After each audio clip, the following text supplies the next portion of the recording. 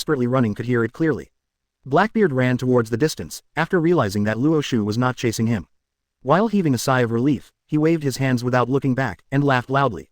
Thief, ha ha ha ha, Captain Ace, no matter what, thank you. If you die at the hands of Luo Xiu, I will definitely find a chance to avenge you in the future.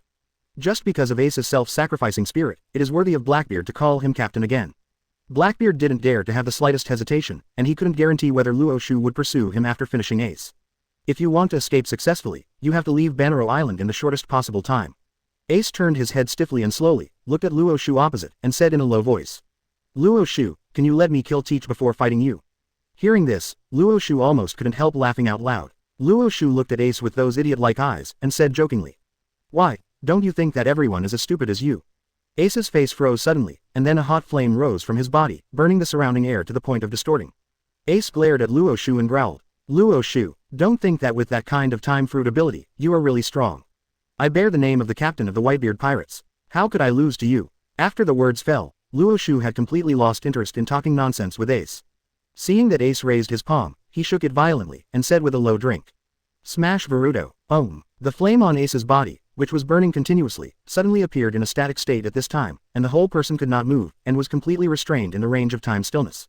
Hey, feeling the bondage from the time fruit ability, Ace's eyes were instantly filled with panic. Luo Xiu, why does he have such a powerful ability? This kind of time fruit ability, the blessing that people get in battle, is really too strong. Under Ace's terrified gaze, Luo Xiu raised his fist, aimed at his chest and punched him. Boom. Accompanied by a dull sound, Ace's body slid backwards abruptly, leaving 2 extremely deep scratches on the ground. After retreating a full tens of meters away, Ace's legs went limp, he uncontrollably knelt down on the ground, and immediately began to retch. Vomit. Luo Xiu looked at his fist, then raised his chin slightly, and looked at Ace on the opposite side with a playful face. I almost couldn't hold back just now, and let one of the famous scenes of Summit War appear in advance. It was at the last moment that Luo Xiu held back his strength, otherwise, he might have punched Ace through Ace's chest just like a Kainu just now. Tist, the so-called captain of the 2nd Division of the Whitebeard Pirates is at this level. I suddenly feel now that the guy from Blackbeard defected from the Whitebeard Pirates, he really made a wise decision. Hearing this, Ace suddenly stopped retching, raised his head suddenly, and stared at Luo Xiu with a ruthless expression, saying word by word. I will never allow anyone to insult the Whitebeard Pirates. Great Flame Precept Emperor Yan. Accompanied by Ace's roar, several circles of huge spiral flames suddenly appeared under his feet. Under Ace's control, these flames condensed into an extremely large fireball, and the scorching flames burned the surrounding air to the point of distortion.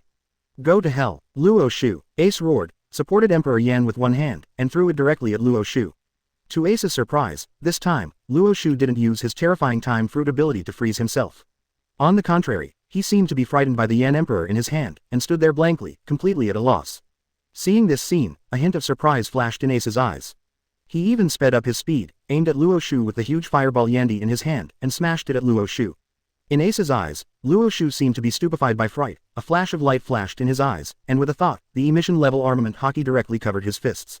Throwing a punch at Emperor Yan brazenly, smashing Ace, the proud Emperor Yan, into pieces with one punch. Boom! The terrifying explosion resounded through the sky, and the powerful aftermath swept away in all directions in the blink of an eye. In Ace's surprised eyes, a fist as big as a sandbag appeared directly in front of his eyes. The smile on Ace's face froze, his heart was instantly filled with fear, and he subconsciously used elementalization, trying to avoid the punch. However, when the fist landed on his face, Ace realized how outrageous the mistake he had made. Boom! With one punch, Ace's face seemed to collapse directly, and scarlet blood gushed out of Ace's mouth and nose. After rolling dozens of times in the air, he finally fell to the ground on his back. Ahem! Poof! Ace, who was lying on the ground struggling weakly, coughed up a stream of blood, and his entire face swelled up at a speed visible to the naked eye. Luo Xiu walked up to Ace swaggeringly, and said with a smile. How about Ace? Can't you die? Ace didn't answer, blood was still gushing from the corner of his mouth. Seeing this, Luo Xiu nodded in satisfaction and said with a smile. I don't want you to die like this. After all, you, the son of the One Piece Roger, are the most crucial tool to start the war between Marine and the Whitebeard Pirates. 037 Send a big gift to 5 elders, ask for flowers, ask for comments, ask for monthly tickets. After hearing Luo Xiu's words, the pupils of Ace, who was lying powerlessly on the ground, suddenly dilated and became excited instantly. What did you say? Luo Xiu, D, what did you mean by what you just said? Ace seemed to have been triggered by a key word, and the strength appeared from nowhere, supporting him to get up from the ground directly. Ace's eyes changed back and forth, his face was also blue and white, and his eyes were fixed on Luo Xiu in front of him. Feeling Ace's gaze, Luo Xiu spoke with great interest. You don't understand this. It means, if the identity of your son of the Pirate King Roger is known by the world government.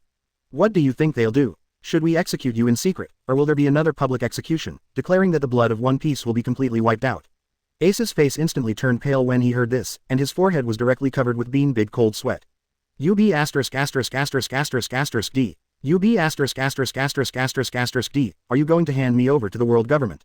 Ace's face was already distorted, and an expression of disbelief was written on his swollen face. Under Ace's gaze, Luo Xiu smiled and nodded. Not bad, he still has a little bit of brains, and he's not completely a fool. Ace didn't care about Luo Xiu saying that he was a fool, but after a short period of sluggishness, Ace directly wanted to pounce on Luo Xiu. Seeing this situation, without hesitation, Luo Xiu raised his foot and kicked Ace directly in the face, knocking him to the ground with one kick. Ho! Ho! Ace groaned and got up again, fixed his eyes on Luo Xiu, and growled. Kill me, Luo Xiu, kill me now. If possible, Ace would rather die now than be the sinner who caused the Whitebeard pirates and Marine to go to war. After all, based on what he knew about his father Whitebeard, if the world government really let Marine publicly execute him. No matter what, the old man can't sit idly by, and the power possessed by Marine is definitely not something that can be countered by the Whitebeard pirates. The most important thing is that his father's body is full of old wounds and hidden wounds. If he really started a full-scale war with Marine, not only his partners would suffer countless casualties, but even his most respected father would be in danger.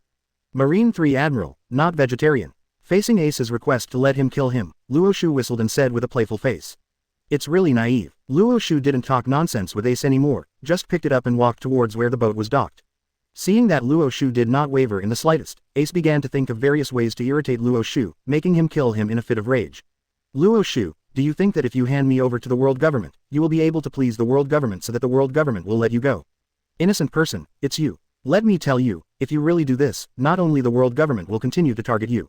Even the Whitebeard pirates will hunt you down for this. You guy, can you stop the pursuit of the Whitebeard pirates? As Ace's voice fell, Luo Xiu's footsteps stopped. This caused a glimmer of hope in Ace's eyes, and Dang even wanted to continue to increase his efforts. However, at this moment, Luo Xiu directly carried Ace and walked towards the location of Badger's body, pulled off the glove worn by Badgers, and stuffed it into Ace's mouth. Woo! Ace's pupils dilated, his mouth seemed to be split by the glove, and he kept making murmurs. Luo Xiu looked at Ace whose mouth was gagged, and nodded in satisfaction. Who is interested in listening to you beeping here? With this time, wouldn't it be nice to spend more time with Robin, Khalifa, and Vivi? Aren't the neighing of those ships much more pleasant than your beeping here? Without the noise from Ace, Luo Xiu felt much more relaxed, and arrived on the ship in the blink of an eye. Seeing the ace in Luo Xiu's hand, all the girls on the boat showed different reactions. Fire Fist Ace. Robin and Khalifa opened their mouths with disbelief on their faces. They really didn't think of it. After Luo Xiu docked the boat on the shore, he just told them to wait on the boat for a while. In the blink of an eye, Luo Xiu captured Fire Fist Ace back. What is happening? As a member of CP9, Khalifa is very aware of the identity of this Fire Fist Ace. As the 2nd Division captain of the Whitebeard Pirates, he should be chasing and killing the traitor of the Whitebeard Pirates, Blackbeard Marshal D. Teach, right? Robin's face became very complicated. When she was in Alabasta, although she was not a member of the Straw Hat Pirates, she had never seen this Fire Fist Ace. But some time ago, I also heard Nami mention it, knowing the brother relationship between Ace and Luffy. Luo Xiu didn't catch Luffy, did he catch Luffy's big brother in the end? What is he trying to do? Luo Xiu threw Ace on the deck, looked at Machino with a smile and said, Machino, bring that seastone shackle and lock him up, so there won't be any trouble. While speaking, he kicked Ace to Machino's feet. The only remaining strength in Ace's body can only support him to raise his head and look at Machino.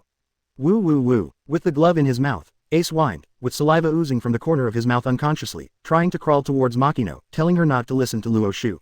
Seeing this situation, Machino took 2 steps back unconsciously to avoid being touched by Ace. After seeing this scene, Ace's eyes widened suddenly, filled with disbelief and suspicion of life. Machino, are you serious about taking 2 steps back? Machino didn't know what was going on in Ace's mind. In other words, Machino at this time doesn't care about Ace's thoughts at all. After these days of training, Machino belongs to Luo Xiu completely, physically and mentally, to the extent that he obeys Luo Xiu's words. Under Ace's desperate gaze, Machino obediently picked up the seastone shackles and bound Ace directly. In an instant, Ace's head hit the deck feebly, tears rolled down the corners of his eyes, and a throbbing sob came out of his mouth. Unfortunately, however, no one present took another look at Ace. Luo Xiu looked directly at Khalifa and said with a chuckle, Khalifa, find a way to get me in touch with the 5 elders. I want to give them a big gift. One gift, enough to change the entire world pattern. 038 The biggest enemy is in naval headquarters asking for flowers, asking for comments, asking for monthly tickets. Although Khalifa has been completely tamed by Luo Xiu, she has become Luo Xiu's black silk secretary.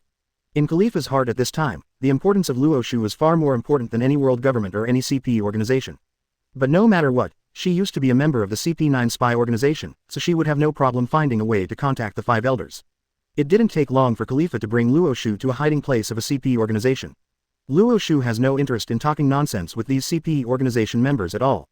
Erased them all lightly, got the phone bug from the officer in charge of the hidden location of this CP organization. After the phone bug was connected, the questioning voice of 5 elders came from inside. Why did you contact me all of a sudden? Have you found the whereabouts of Luo Xiu? Since the Enies lobby incident, the 5 elders have issued orders to all organizations and forces under the world government. Once you get the whereabouts of Luo Xiu, you must report to them as soon as possible. It was precisely because of this that 5 elders asked such a question. Luo Xiu, who was sitting on the office chair, raised his brows when he saw the phone bug in his hand. Spreading his legs apart gave Khalifa, who was crouching under him, a better space to play. While letting Khalifa taste the popsicle, he said to the phone bug. Hiss, hello 5 elders, I am Luo Xiu you were looking for. Hearing this, the 5 elders on the opposite side suddenly fell silent, and after a while, there was a loud bang from the phone bug. Boom. The sound of 5 elders slapping the table startled Khalifa who was sucking on a popsicle. Glancing up, Khalifa started to move after seeing Luo Xiu's eyes beckoning him to continue. At the same time, 5 elders' growls filled with boundless anger also came from the phone bug. Luo Xiu, you damn b asterisk asterisk asterisk asterisk asterisk d. You b asterisk asterisk asterisk asterisk asterisk d, why do you have this phone bug? Luo Xiu gently stroked the back of Khalifa's head with his palm, and said with a smile. Isn't that obvious? I killed all the people in the CP organization stronghold where I was. Huh, you were riding a horse. 5 elders is angry, you kill it and you kill it, why are you calling me? Did you deliberately use this method to anger the old man? Also, what's the meaning of your last, sound? 5 elders took a deep breath, forcibly suppressed the anger in his heart, and asked the phone bug in a deep voice. Luo Xiu, you b asterisk asterisk asterisk asterisk asterisk d, what are you trying to do? Facing 5 elders' question, Luo Xiu did not answer immediately, but narrowed his eyes slightly, with a look of enjoyment on his face. What I have to say is that, as a black silk female secretary, Khalifa has indeed been trained to pass the line. Well, don't get so excited 5 elders. As the 5 elders who represent the highest power in the world government, how can they be so restless? Good guy. After hearing this, 5 elders will call it a good guy. With regard to the various behaviors that Luo Xiu has done, what face does he have to say words that make him calm down? Just when 5 elders was burning with anger and wanted to explode, Luo Xiu chuckled again. 5 elders, I am contacting you this time because I plan to give you a big gift. As Luo Xiu's voice fell, 5 elders suppressed the anger that was about to burst out in his chest, and his old face turned red. It's not about erupting, it's not about not erupting, and in the end it's still a stern voice. What big gift, Luo Xiu, do you think that the dignified old 5 elders will be shaken by the so-called gift you said? The old man told you, no matter what you send. Before the 5 elders finished their chattering nonsense, Luo Xiu spoke directly. Fire Fist Ace is in my hand. Fire Fist Ace, in addition to being the captain of the Whitebeard Pirates' second team, the more important identity is the only son of the One Piece King Roger. 5 elders, who had been interrupted from what he was about to say, felt a sense of rage in his heart, and just about to explode it completely, but because of Luo Xiu's words, he was forced to hold back. The 5 elders who was talking to Luo Xiu had his face turned into a green eggplant. After a while, the 5 elders finally asked the phone bug with a shocked expression. Luo Xiu, is what you said true? Fire Fist Ace is the son of Pirate King Roger. How did you know this news? Can you guarantee the accuracy of this news? Luo Xiu looked at the phone bug with a playful face and said slowly. Yo, didn't you say that no matter what great gift I'm talking about, you majestic 5 elders, you won't show any wavering? 5 elders was numb, and his face was pale and white, but at this moment, he didn't care about Luo Xiu's behavior of slapping him in the face, but directly changed the subject and continued to question. Luo Xiu, Fire Fist Ace, is really Roger's son. Luo Xiu said with a chuckle. Of course it's true. This news is not only known to many members of the Whitebeard Pirates. Even the Marine hero, Vice Admiral Garp, knows it. After all, it is this Marine hero who sheltered and raised Fire Fist Ace. After the voice fell, the 5 elders on the opposite side immediately fell silent. But Luo Xiu could also clearly feel what kind of anger was brewing in 5 elders' hearts. 5 elders was really angry this time. When they learned that Roger might have a child, how much effort did they put in to find the child? How many pregnant women and unborn children were killed? Originally thought that even if Roger really had children, they would have erased them long ago. It turned out that Roger's son not only did not die, but was raised under the shelter of Garp, and even made him the second captain of the Whitebeard Pirates. Then think about that guy Garp's son as the confidant of their world government, the leader of the revolutionary army, Drago.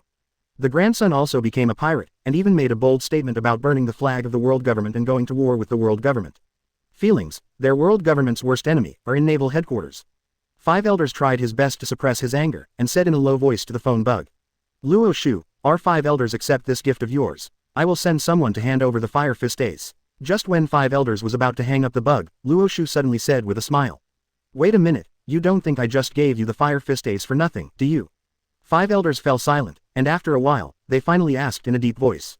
What do you want? Luo Xiu caressed Khalifa's smooth long gold hair, and said slowly. The son of the One Piece Roger, no matter what, he is worth 10 billion Baileys, right?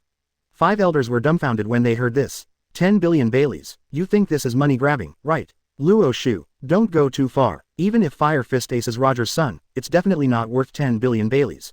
Back then, Roger's bounty was only 5.5 billion Baileys.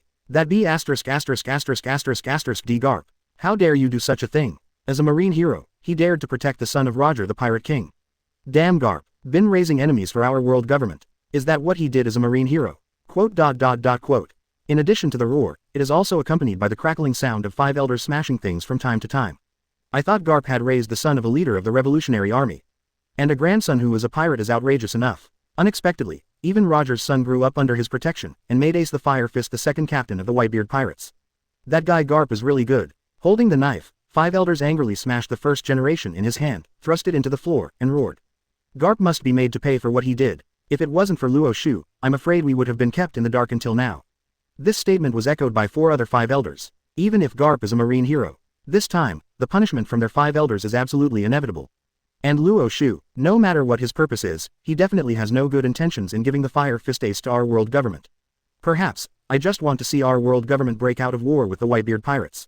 After all, with the character of that guy Whitebeard, if we kill Fire Fist Ace, that guy is absolutely impossible to swallow. The most important thing is, that B asterisk asterisk asterisk asterisk asterisk D Brad dared to blackmail his 5 elders. No matter what you say, you can't let him go. The curly-haired 5 elders sat on the sofa and said these words quietly. After hearing this, 5 elders, the most irritable knife-wielding man, snorted coldly. Then let them come. It's just a Whitebeard. What right does it have to be arrogant in front of our world government? If it wasn't for the purpose of keeping them and letting the countries of the New World continue to pay money from the sky, do you really think that our world government can't wipe them out? In the eyes of the 5 elders, even the so-called 4 emperors of the New World are just tools for the countries of the New World to continue to pay the heavenly money. After all, if the pirates disappeared, how could those countries that joined the world government provide them with a huge amount of heavenly gold for the world government to spend with Mariajoy's celestial dragons? Scar on the side 5 elders nodded. It makes sense. The current New World 4 emperors is becoming more and more unstable. Let's take this opportunity to let New World do a big reshuffle. Scar 5 elders said no one objected, but the curly-haired 5 elders once again made the final decision and said the most critical decision. This matter does not require our world government to do it. It's still the same as before. What needs to be fought against the pirates is left to Marine. Let Marine Admiral hand over Fire Fist Ace to Luo Xiu, and get rid of Luo Xiu by the way, and then let Marine execute Fire Fist Ace publicly in Marineford. In this way, with the character of that guy Whitebeard, he absolutely can't bear it, and he will definitely take the Whitebeard pirates to naval headquarters to rescue Fire Fist Ace. The curly-haired 5 elders paused, and after looking around, a gentle smile appeared on his face. Marine's mission this time, in addition to the public execution of Fire Fist Ace, is also to completely wipe out the Whitebeard pirates in one fell swoop. As for this public execution of Fire Fist Ace, Garp must be present the entire time. Tell Sengoku that once Garp makes any changes, there must be no hesitation and kill him directly. After the voice fell, the office suddenly became silent. The other 5 elders all stared blankly at the curly-haired 5 elders, not knowing what to say for a while. Feeling the gaze of the 4, the curly-haired 5 elders asked with a smile. What's wrong? If there is something wrong with what I said, you can add it. Hearing this, the 5 elders looked at each other and shook their heads repeatedly. No problem, just arrange as you said. The 5 elders didn't talk to the curly-haired 5 elders anymore, but started to get busy. However, even they couldn't help sighing in their hearts, this guy really deserves to be the most sinister among their 5 elders. This kind of plan is simply the best example of killing many birds with one stone. Naval headquarters, inside the marshal's office. At this time, Sengoku, listening to the voice of 5 elders from the phone bug, his face was cloudy and uncertain, and he began to change back and forth rapidly. That is to say, there is no one else in the office, otherwise, they will definitely suspect where Marshal Sengoku learned the face-changing technique from. After 5 elders finished speaking, Sengoku was silent for a long time before finally speaking in a deep voice. I see. First we'll send Marine Admiral to take over Fire Fist Ace, and I will also start preparing for the public execution of Fire Fist Ace. After receiving Sengoku's response, the 5 elders on the opposite side hung up the bug without any hesitation. Sengoku stared blankly at the phone bug in front of him, and after a long silence, he slapped the table in front of him directly. Boom! A muffled voice sounded. This office desk that had just been replaced not long ago was slapped by Sengoku again. Sengoku gasped heavily, and roared through gritted teeth. Garp, UB********D. Unfortunately, I thought that Fire Fist Ace was an orphan you kindly adopted after you met. The orphan turned out to be an orphan. Fire Fist Ace is the son of that guy Roger.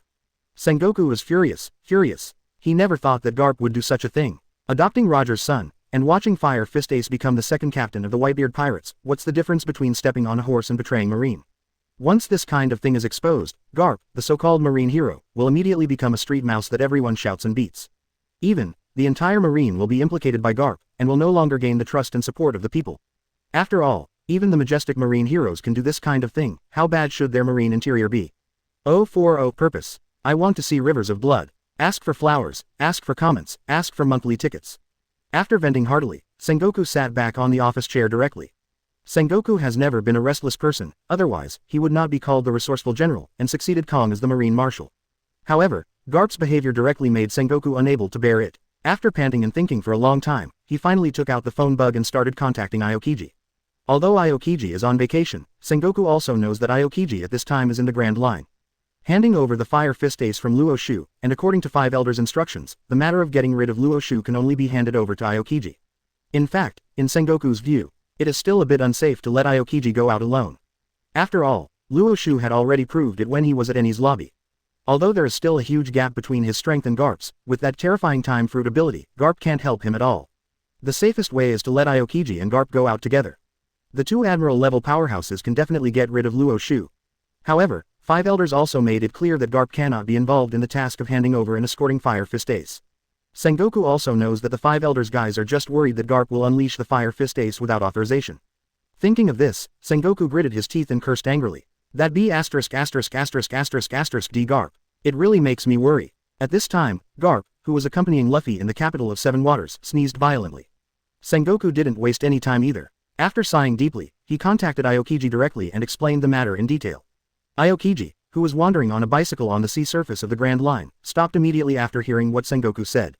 With both feet propped up on the sea surface, thick ice suddenly froze on the sea surface, supporting his body.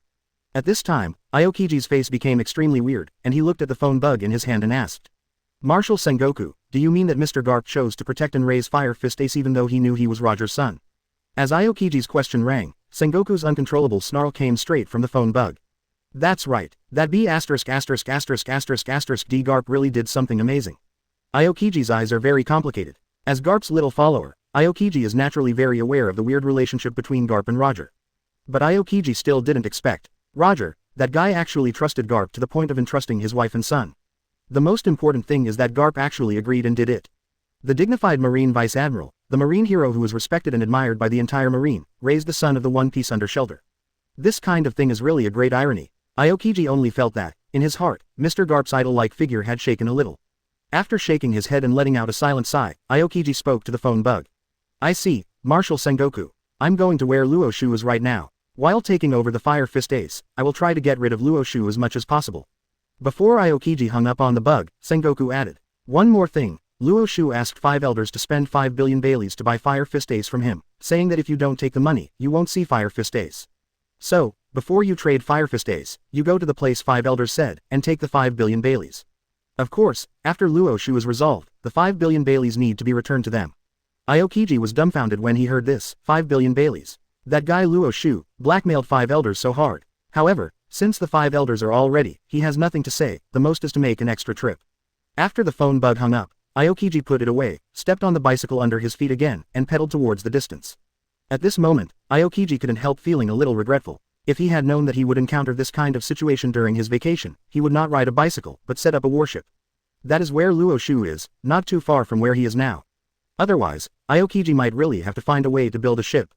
After Luo Xiu contacted the 5 elders, he never left the CP organization stronghold occupied by him, but just swaggered and waited for someone to hand over the Fire Fist Ace. Of course, during this period of time, Luo Xiu has not been idle. From time to time, let Khalifa, the Black Silk Secretary, have more experience on how to taste popsicles better. Let Robin, an intellectual lady, also learn newer and better sailing techniques. And Machino, Nuo Kaya, and Vivi, the 4 women who have been with Luo Xiu the longest. It is also a great honor to receive the title of teaching assistant. When Luo Xiu taught Khalifa and Robin, they would volunteer to apply to help Luo Xiu explain the knowledge. After several days of this ordinary and boring life, Aokiji finally came to this island. In the end, this marine admiral still chose to obliterate a group of pirates and confiscated the other party's pirate ship. The behavior of pedaling a bicycle to perform tasks is still too brain dead after all, not interesting at all. After Luo Xiu saw Aokiji appear, he didn't waste any time, but directly brought out the Fire Fist Ace who had been locked up by him, and threw him on the ground. After seeing Ace's current appearance, Aokiji froze on the spot. Luo Xiu, is this really Fire Fist Ace? The money is on that ship, you shouldn't just find someone to fool me, right? Dirty, unkempt, and even his stomach seemed to be deflated. Aokiji could tell at a glance that this guy must have been hungry for days. The most bizarre thing is that this Fire Fist Ace has a glove stuffed in his mouth. Faced with Aokiji's doubts, Luo Xiu kicked Ace and turned him over, pointed to the Whitebeard Pirate's logo tattoo on his back, and said with a smile. Whitebeard's son has this tattoo, right? Aokiji nodded, looking at Ace's dislocated jaw, eyes full of pity. If it is not treated, I am afraid that even if you take out the glove from Ace's mouth, his mouth will not be able to close. Aokiji looked at Luo Xiu on the opposite side, and the women behind him, and asked slowly. Luo Xiu, may I ask, you don't hand over the Fire Fist Ace to the world government for the so-called 5 billion Baileys at all. Other than that, what is your purpose? Hearing this, Luo Xiu raised his eyebrows, looked at Aokiji playfully and said. Interesting. You Marines, I think it won't be long before you start a war with the Whitebeard Pirates, right? How interesting is this war? I want to see rivers of blood. After the words fell, Ace on the ground whined, his bloodshot eyes fixed on Luo Xiu. Luo Xiu kicked him to Aokiji's feet and laughed. Stop calling, I don't want to hear it. Aokiji also extended his right foot, stopping Ace at his feet as if to stop the ball. Aokiji also ignored the whining Ace, but looked at Luo Xiu and sighed. Luo Xiu, based on what you just said, I can't let you go. When you were going to send this gift to the world government, did you ever think that this would happen? Luo Xiu folded his arms around his chest, looked at Aokiji and grinned. Of course I know, I even knew before you that the task of handing over the Fire Fist Ace will be handed over to you, Aokiji. 041 Luo shows Aokiji, miserable Ace asking for flowers, asking for comments, asking for monthly tickets. After the words fell, Aokiji's pupils shrank slightly. But then, as if thinking of something, he turned his gaze to Robin standing behind Luo Xiu. Looks like Nico Robin told you I'm in the Grand Line. Robin was at a loss when he heard the words, why didn't she know that she had said this? Luo Xiu looked at Aokiji playfully and asked back. Is it important? Aokiji shook his head and didn't answer, it really doesn't matter. Because when Luo Xiu said that Fire Fist Ace was sheltered and brought up by Vice Admiral Garp. This handover, and the escorting of Fire Fist Ace to naval headquarters, was destined not to be done by Garp. What's more, Garp is not even qualified to participate in it. 5 elders guys, don't trust Vice Admiral Garp with this kind of thing anymore. Aokiji stretched his waist and spoke slowly. Then Luo Xiu, since you have already realized this, there is nothing to say. Choose, either take the initiative to go to Marineford with me, or, after I subdue you, bring Fire Fist Ace back to Marineford. Hearing this, Luo Xiu's eyes flashed brightly, and he didn't intend to talk nonsense with Aokiji at all. With a firm footstep, with the help of this force, the whole body rushed directly towards the opposite Aokiji. After seeing Luo Xiu's actions, Aokiji couldn't help raising his eyebrows. Although he knew that Luo Xiu would never be caught without a fight, but he really didn't expect that Luo Xiu would launch an offensive against him so simply and neatly. However, since Luo Xiu has already made a move, Aokiji will naturally not be polite to him. Aokiji breathed out a breath of cold air, and an ice blade condensed directly in his hand. He raised the ice blade in his hand, aimed at Luo Xiu who was rushing forward, and wanted to chop him down. At this moment, Luo Xiu shouted suddenly, Chaos Golden Watchman, Om. In a split second, Aokiji finally realized how his idol Garp felt when he faced Luo Xiu in Enies' lobby. Aokiji only felt that his speed had been slowed down dozens of times, and his perception of the outside world was not affected, but he could only watch helplessly. Own head. Boom. With one kick, Aokiji's body was kicked backwards by this huge force. After rolling dozens of times in the air, it landed on the ground and rolled a few more times before finally coming to a stop. Aokiji stood up supporting his body with the ice blade in his hand, shook his dazed head, looked at Luo Xiu opposite, shook his head and sighed with a wry smile. Really, careless. After Aokiji was slowed down by Luanjun Tuo, he didn't even think about breaking free, but elementalized the first time with extreme confidence. He wanted to avoid Luo Xiu's kick by relying on the special ability of Logia Devil Fruit. What he didn't expect was that Luo Xiu had expected this a long time ago and directly covered armament hockey on his right foot. The end is obvious. After the careless Aokiji got kicked by Luo Xiu, he finally realized the special and powerful ability of Luo Xiu's time fruit. What Marshal Sengoku said earlier is indeed true. With such a devil fruit ability, if only his Marine Admiral is deployed, there is a high probability that Luo Xiu will not be able to be dealt with. Luo Xiu looked at Aokiji with great interest and asked with a smile. How about Aokiji Admiral, do you want to continue? Feeling Luo Xiu's gaze, Aokiji sighed and spread his hands helplessly. No matter what, I have to give the world government an explanation. What Mr. Garp has done has made the Five Elders furious. If he returns in vain, or even pretends to be unwilling, then Five Elders may really go crazy. Luo Xiu nodded when he heard the words, and said straightforwardly. In this case, let me feel the true strength of your Marine Admiral. Aokiji didn't answer, just looking for a way to break the situation. Although Marshal Sengoku said, if Luo Xiu cannot be dealt with, then return to Naval Headquarters directly with Fire Fist Ace. When there is a chance in the future, send out 2 Marine Admirals to deal with Luo Xiu at the same time. But after hearing what Luo Xiu said just now, Aokiji felt that Luo Xiu, the extremely vicious thief, was extremely dangerous. If it is not resolved as soon as possible, there is no telling what kind of horrible things he will do in the future. Luo Xiu looked at Aokiji, his eyes filled with fighting intent, and he also wanted to verify how much his own strength had improved compared to when he was at Enies' lobby. This time, Luo Xiu did not use the time fruit ability immediately, but attacked Aokiji suddenly. Seeing this situation, Aokiji raised his brows, slammed the ice blade into the ground, and shouted loudly. Ice Age, Kachacha. The frightening solid ice began to spread rapidly forward from the ice blade, and appeared at Luo Xiu's feet in the blink of an eye. Under Aokiji's control, he directly wanted to freeze Luo Xiu into solid ice. Although Aokiji doesn't know why Luo Xiu didn't use the time fruit ability, but he will never let go of such a good opportunity. It's a pity that Aokiji's Ice Age, Luo Xiu has already seen it in observation hockey's foreseeable future. An intriguing smile appeared on Luo Xiu's face, stepping on the moonwalk, his body suddenly rose into the air. With a thought, emission-level armament hockey wrapped his fists in it, aimed at Aokiji's head and smashed it down. Seeing this scene, Aokiji narrowed his eyes slightly, pulled out the ice blade stuck in the ground, stopped the release of Ice Age, swung the ice blade, and slashed at Luo Xiu. Boom! As Luo Xiu's fist collided with Aokiji's ice blade, a violent roar resounded directly through the sky. The terrifying fluctuations, centered on the positions of the two, swept away quickly in all directions. Ace, who was the closest, was already exhausted from the encounters these days, but this time he was blown away by this powerful wave in an instant. After rolling dozens of times on the ground, his body slammed into a big tree. The severe pain caused Ace to curl up, and his gloved mouth let out a miserable neigh. 042 Reward, Armament Hockey released, ask for flowers, ask for evaluation, ask for monthly pass. Ace's miserable encounter did not affect the battle between Luo Xiu and Aokiji. Luo Xiu kept waving his fists and smashed at Aokiji, and Aokiji also held the ice blade while resisting Luo Xiu's attack, while looking for opportunities to slash at the opponent. The battle between the two continued to roar, attracted all the attention of Robin, Khalifa, Machino, Nuo Chigao, Kaya, and Vivi girls present. No one saw Ace curled up on the other side, trembling. As the time of the battle passed, Aokiji was also a little shocked. Obviously, according to the information he got, there is a big gap between Luo Xiu's strength and Mr. Garp's. That is, with the blessing of the powerful time fruit ability. Only then can Luo Xiu and Garp deal with each other. But what is going on now? Luo Xiu obviously didn't use the time fruit ability, why didn't he have much advantage? Exactly when it was Enies' lobby, Luo Xiu hid his strength. Or, in such a short period of time, Luo Xiu's strength has been greatly improved. A trace of solemnity flashed in Aokiji's eyes, and he felt more and more threatened by Luo Xiu in his heart. Marshal Sengoku, it seems that all of us still underestimate Luo Xiu. Thinking of this, a stern look flashed in Aokiji's eyes, and while Luo Xiu threw his fist at him again, Aokiji slashed at Luo Xiu's fist. This time, Aokiji did not continue to attack as before, but shouted violently. Ice Age, Kachacha. In an instant, solid ice emitting a cold mist spread from Luo Xiu's fist to all parts of his body. Seeing this situation, Luo Xiu not only did not panic in the slightest, but as if he had expected it a long time ago, the corners of his mouth slightly curled up, and murmured. Time stops. Under the gaze of Robin, Khalifa and others, Luo Xiu was frozen into an ice sculpture in the blink of an eye. But Marine Admiral Aokiji, who was in front of him, suddenly froze in place, not intending to take advantage of this opportunity to attack at all. Although Aokiji is unable to make corresponding actions because of the static time.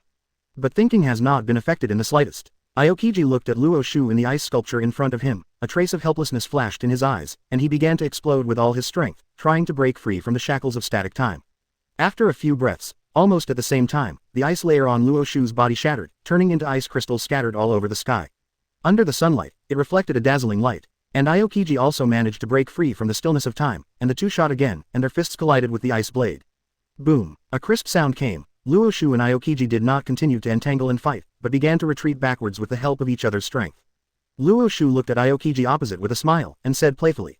Aokiji Admiral, you really don't talk about martial arts, you actually attacked a young man like me. Aokiji scratched his head in embarrassment and shrugged. Who made you so threatening? In order to prevent you from turning the world upside down, I have no choice but to do this kind of thing.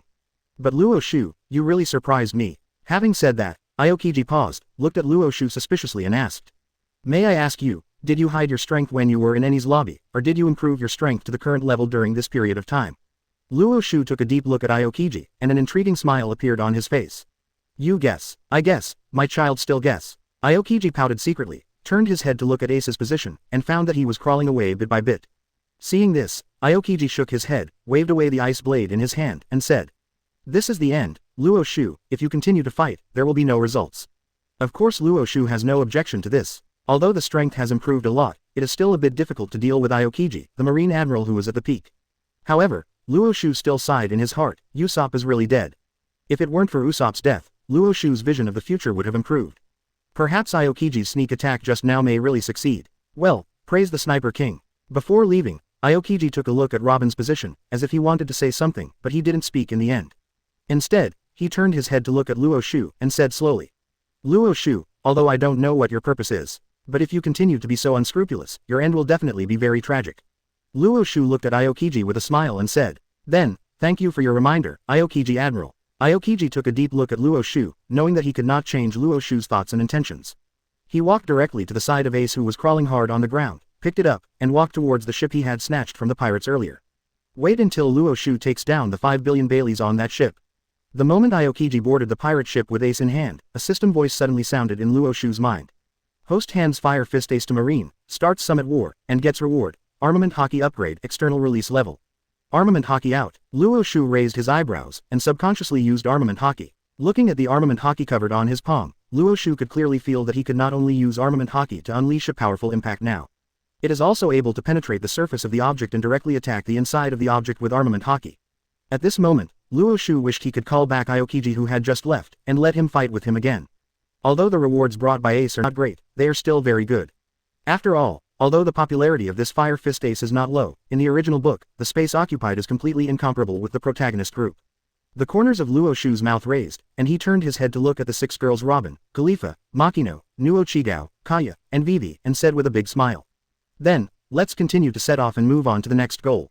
Yes, while Luo Xiu led the girls to set off again, Aokiji looked at Ace who was lying on the deck and his body was constantly swinging. After thinking about it, he still took out the fist in his mouth. I don't know how long Ace lasted with the glove in his mouth, his jaw was dislocated so badly that even Aokiji couldn't stand it anymore. However, as soon as the glove was taken out, Ace looked at Aokiji eagerly and roared indistinctly. Scatter me, please mud, sprinkle me. Don't let Marine go to war with the Whitebeard pirates, many people will die, many people will definitely die. Ace frantically begged Aokiji, begging him to kill himself, not wanting to be the sinner who caused the Whitebeard pirates to go to war with Marine. It didn't take long for his chatter to become completely unbearable to Aokiji. Aokiji picked up the glove with black lines all over his face, and stuffed it into Ace's mouth. In a trance, the entire sea became quiet. It seems that what Luo Xiu did was right. 043 Princess Mononoke Perona asking for flowers, asking for comments, asking for monthly tickets. After dealing with Ace and making sure there is no way for him to leave the cabin, Aokiji pulls the phone bug out of his pocket and starts contacting Marshal Sengoku. After the phone bug connected, before Aokiji could speak, Sengoku's slightly eager question came from inside. How about Kuzan? Have you successfully crossed the Fire Fist Ace? And what about that Luo Xiu guy? Have you successfully dealt with it? Aokiji smacked his lips when he heard the words, shook his head lightly and said. Fire Fist Ace is on my ship, and I'm taking him to Naval Headquarters. Marshal Sengoku, you can start preparing for the battle with the Whitebeard pirates in the near future. As for Luo Xiu, Aokiji paused, and after pondering for a moment, he still said in a deep voice. Marshal Sengoku, we probably still underestimated the threat that Luo Xiu can bring. His strength is nothing like what he showed in Enies' lobby. Even if I don't use the Time Fruit ability, I can't subdue it. At most, I can only gain some upper hand in the battle. I don't know whether he hid his strength when he was in Enies' lobby, or exaggerated so much that his strength has improved so much in such a short period of time. After hearing Aokiji's words, Sengoku in the marshal's office fell into a long silence. After a while, Sengoku's incomparably dignified voice finally resounded from the phone bug. Kuzan, is what you said true? That brat Luo Xiu, even without the Time Fruit ability, can do this to this extent. Even though Sengoku couldn't see it, Aokiji nodded vigorously and spoke slowly. It is true, Marshal Sengoku, although we have raised our vigilance against Luo Xiu as much as possible, it seems that we still underestimated him. Sengoku also had this idea in his heart, but after weighing it, Sengoku still sighed helplessly. Leave him alone for now. First Marine, the most important thing right now is the war with the Whitebeard pirates soon. Once the news of the public execution of Fire Fist Ace spreads, that fellow Whitebeard will never sit still. As an old adversary, there are absolutely few people in the world who know Whitebeard better than Sengoku. After all, he hadn't become the pirate marshal back then, when New World was the era of the 3 legendary level pirates. Garp is in charge of Roger, Zephyr is in charge of Golden Lion, and he, Sengoku, is in charge of dealing with Whitebeard. In Whitebeard's mind, nothing is more important than his sons. Aokiji wasn't surprised by Sengoku's decision, but after hesitating for a moment, he couldn't help asking. Marshal Sengoku, what about Vice Admiral Garp? Sengoku's momentum suddenly stagnated, and after a long silence, he finally spoke. Don't talk to Garp about it for now, I'll contact him and ask him to return to Naval Headquarters. I'll tell Garp myself after we meet. Yes, Marshal Sengoku. While Aokiji was escorting Ace to Naval Headquarters, Luo Xiu was on his way again. Luo Xiu's goal along the way has always been very clear. Whether it's East Blue's Machino, Nuo Chigao and Kaya, after entering the Grand Line, Vivi, the Princess of Alabasta, or Robin and Khalifa, who were forcibly taken away in Enies' lobby, are the targets he has long been eyeing. Inside the Grand Line, there is still a location and a person waiting for Luo Xiu to rob him. That is Princess Mononoke Perona, one of Moria's 3 weirdos. This gothic Lolita, Luo Xiu, is impossible to let go no matter what. It only took 2 days for Luo Xiu to directly arrive at the location of Moria, the Devil's Triangle. Looking at the gloomy environment, Machino, who was originally just a wine cellar in Fengche village, suddenly became nervous. Luo Xiu, how does it feel? Something is not quite right here. Not just Machino, Nuo Chigao, Kaya, and the 3 daughters of Vivi felt the atmosphere of the Devil's Triangle, and they also shuddered. Luo Xiu looked at them with a smile on his face and spoke slowly. Because the owner of this territory prefers this gloomy atmosphere. After hearing Luo Xiu's words, Khalifa on the side pushed the glasses hanging on the bridge of his nose, nodded and said. Lord Luo Xiu is right. According to CP9's information, that guy Gecko Moria is indeed using this environment to keep harvesting the shadows of people who strayed here. As a former member of CP9, Khalifa can be said to know the intelligence of 7 warlords of the sea like Gecko Moria like the back of his hand. After thinking about the information about Gecko Moria and his men, Khalifa's eyes flashed, and he looked at Luo Xiu and asked. Lord Luo Xiu, is your target this time Perona, one of Moria's 3 weirdos? Except for this Princess Mononoke, Khalifa really can't think of Moria. What value is there for Luo Xiu to come to him personally? However, after hearing Khalifa's words, Luo Xiu glanced at her indifferently, and said slowly, as a secretary, it's enough to do what you're supposed to do. Do you need to ask about things that you shouldn't worry about? Khalifa trembled, lowered his head hastily, and at the same time took out a small whip, holding it in front of his hands. Yes, Master Luo Xiu, I was wrong, please punish me. Luo Xiu was not polite at all, just took the whip and waved it a few times. Robin at the side heard the crisp sound coming from his ear and the rosiness on Khalifa's face, and couldn't help but secretly spit. This woman Khalifa did it on purpose. Taking Robin's IQ as an Ohara scholar at the age of 8, we can certainly see this. She even knew that Luo Xiu could see it too. The reason why it is not broken is just to cooperate with Khalifa.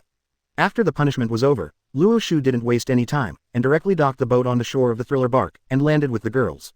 Luo Xiu was a little curious, what kind of rewards would Moria and Perona, the gothic Lolita, bring to him? 2SN 044 Moria who actively seeks death, asking for flowers, comments, and monthly tickets. After landing on the Thriller bark, which was the size of an island, Robin, Khalifa, Machino, Nuo Chigao, Kaya, and the 6 girls of Vivi felt that the surrounding environment became more eerie. It's as if, suddenly, zombies or ghosts will come out.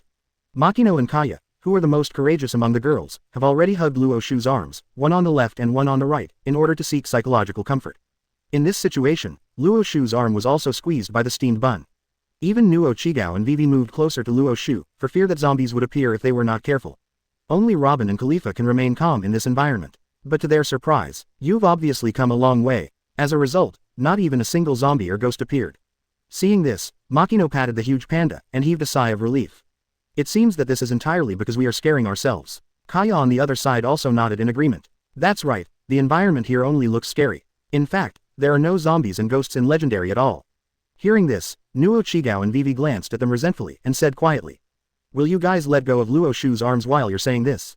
Machino and Kaya were a little embarrassed when they heard the words, but instead of letting go, they hugged each other even tighter. Looking at this scene, Robin couldn't help but sigh in his heart.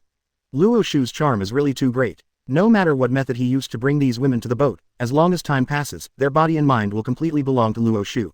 Even, not to mention the few of them, even Robin felt that he had begun to faintly have such symptoms. Obviously at the beginning, all she wanted was to sacrifice herself in exchange for Luo Xiu not hurting the rest of the Straw Hat Pirates. But now, with the increase in the number of boat trips and the increase in the time spent with Luo Xiu, even with Robin's incomparably firm will, he can't help but want to sink into it. No, absolutely not. This guy Luo Xiu is a vicious B****************. The Straw Hat Pirates are my true partners. After taking a deep breath, Robin began to utter the most severe condemnation for his vacillation in his heart. And Luo Xiu, who was surrounded by Machino and Kaya with steamed buns, also noticed the change of Robin's face. After seeing Robin's constantly changing face, the corners of Luo Xiu's mouth curled up slightly, and an intriguing smile appeared on his face. This scholar with the strongest will so far will soon be unable to stand up. I'm really looking forward to it now. The next time I see the Straw Hat Pirates, when Wong Luffy and the others see Robin's complete fall, what kind of reaction will they have? While Luo Xiu took the girls to the castle where Moria was. Absalom, one of Moria's 3 eccentrics, ran directly in front of Moria at the fastest speed. Before the astonished Moria could ask, Absalom spoke hastily. Lord Moria, Luo Xiu, the Luo Xiu in the newspaper a few days ago, has arrived at the Thriller Bark and is rushing towards the castle. Hearing this, Moria was startled suddenly, a trace of panic flashed across her face, and she shouted in a very sharp and piercing voice. How is it possible? That fellow Luo Xiu, why did he come here? We never provoked him. Moria panicked, he could read clearly about Luo Xiu in that newspaper. That guy was undefeated even against the marine hero, Vice Admiral Garp. His strength is definitely stronger than his own. Absalom was also very worried, and shook his head while watching Moria pacing back and forth. I don't know why he came here. Moria was silent for a while, and finally, after gritting her teeth, she made an extremely bold decision. Absalom, go and gather all our strength. This time, not only do I not plan to back down, but I also want to kill Luo Xiu. Whether it's his shadow or his body, I'm going to fix it. At the end, there was a flash of greed in Moria's eyes. Since Luo Xiu possesses the strength to be able to fight against Garp undefeated, after obtaining his shadow and body, the strength of his subordinates will definitely be greatly improved. At that time, even if you return to the New World, there will be no problem at all. In Moria's heart, she has never forgotten the pain and shadow that Kaido brought to her back then. After getting the shadow and body of Luo Xiu, add the body of Dragon Slayer Sword King Longma and the body of Oz the Demon. He can seek revenge on Kaido and the Beast's pirates. After hearing Moria's words, although Absalom was very worried, but feeling Moria's crazy eyes, he finally obeyed obediently and summoned all the power they currently have. Moria, Absalom, Hobak, Corona, and the shadows and corpses that Moria got over the years have all gathered in front of the castle. Not long after the gathering, Luo Xiu, Robin, Khalifa and others also came here at the same time. Looking at Moria and his subordinates, the corners of Luo Xiu's mouth curled up slightly, and he looked at Moria on the opposite side with a playful face and said jokingly. Moria, do you know that I came here and purposely created such a big battle to welcome me?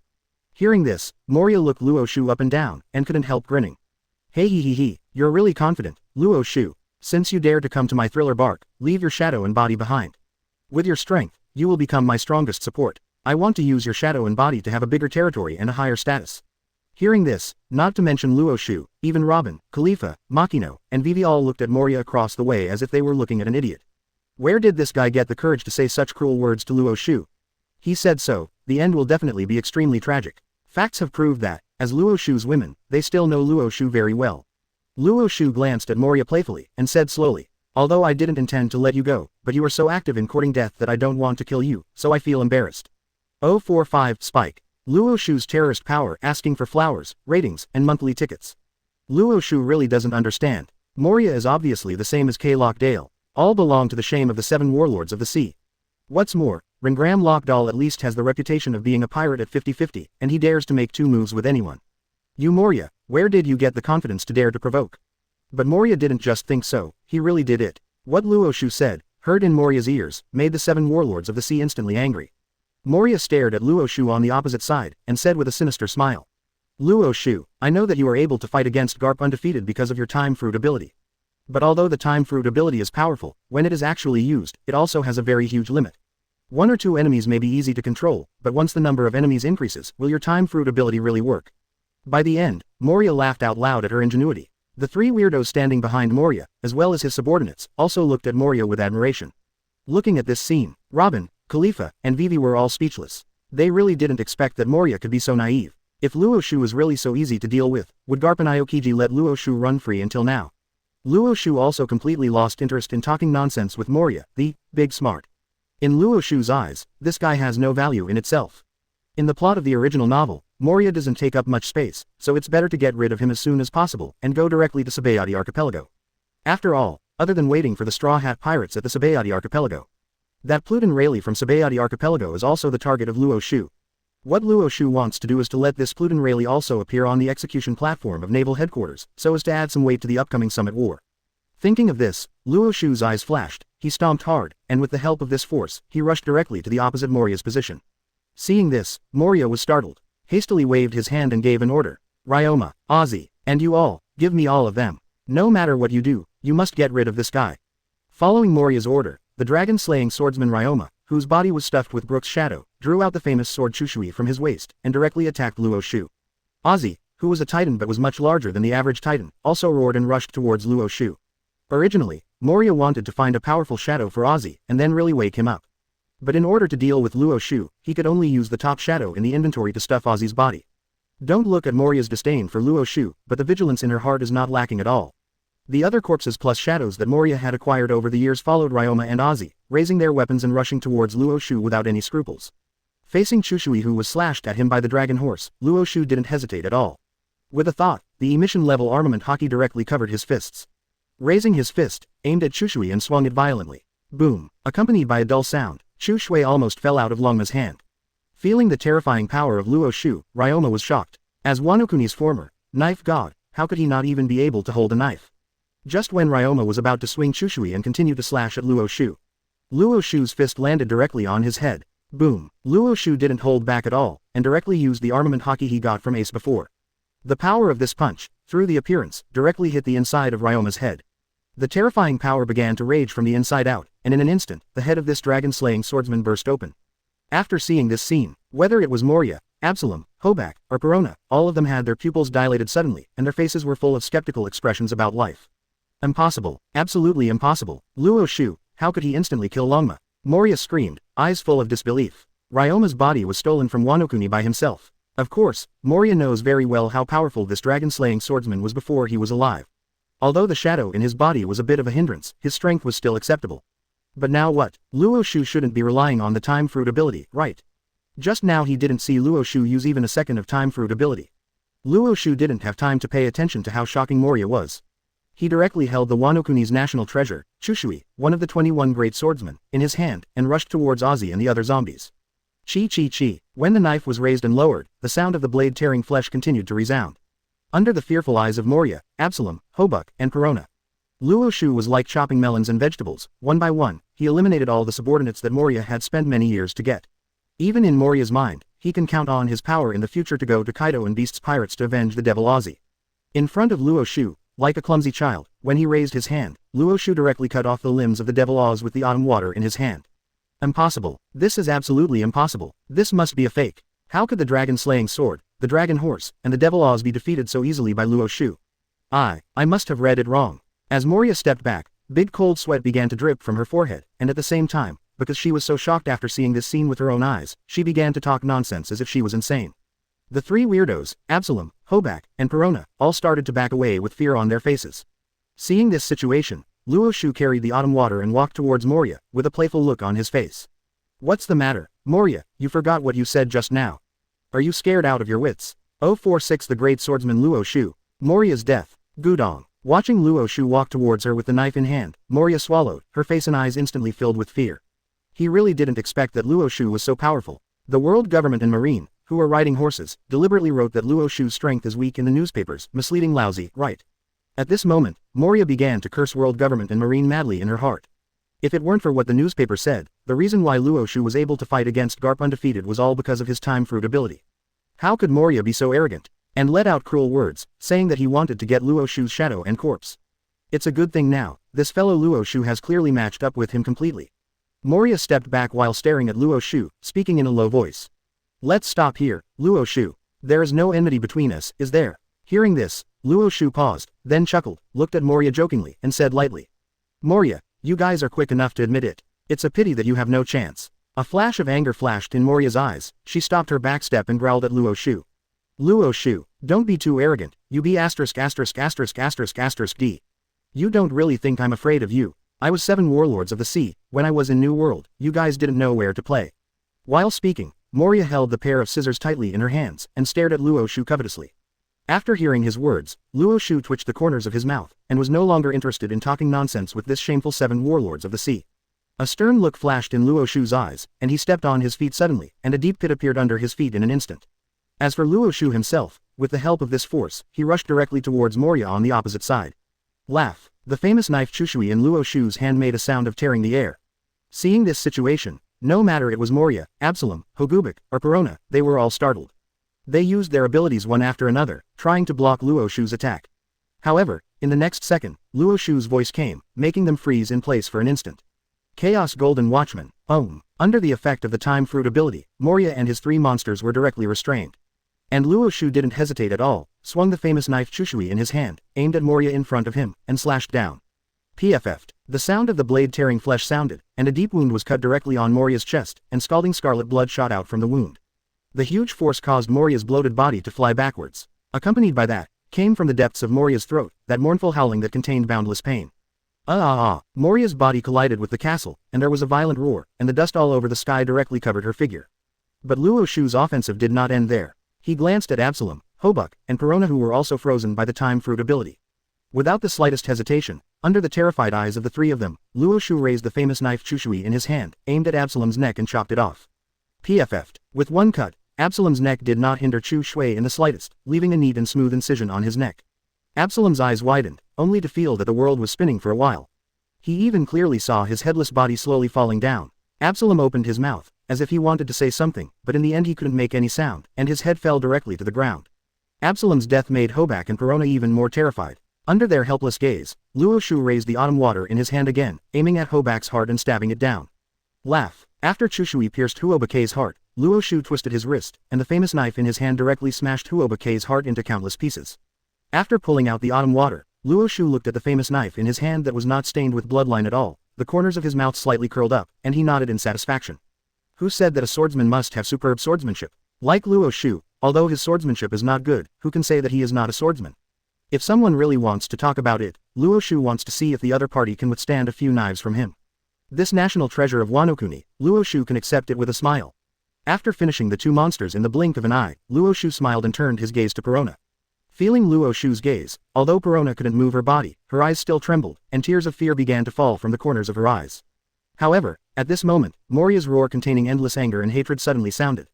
Luo Xiu, how dare you do such a thing? I must kill you. I will use your shadow and corpse for me. Moria has been blinded by anger and completely lost her mind. Ever since Kaido killed all her companions in Wano Kuni, Moria never thought of recruiting subordinates. Instead, they pinned all their hopes on the zombies made of shadows and corpses. It can be said that the 3 monsters under him are the only 3 subordinates of Moria. As a result, Absalom and Hobak were all killed by Luo Xiu now. How could Moria bear it? Moria has already used her strongest move, the Gathering Place of Shadows.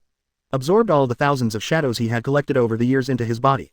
While gaining incomparably powerful power, Moria's body also became extremely huge, even faintly surpassing his castle. Losing her mind, Moria ran towards Luo Xiu regardless. Raising that huge palm, aiming at Luo Xiu below, he slapped down fiercely. See this situation, not only did Luo Xiu show no sign of retreating, but a mocking smile appeared on his face. Moria, I'm not Wang Luffy, the guy who has to be beaten half to death first, and then explode.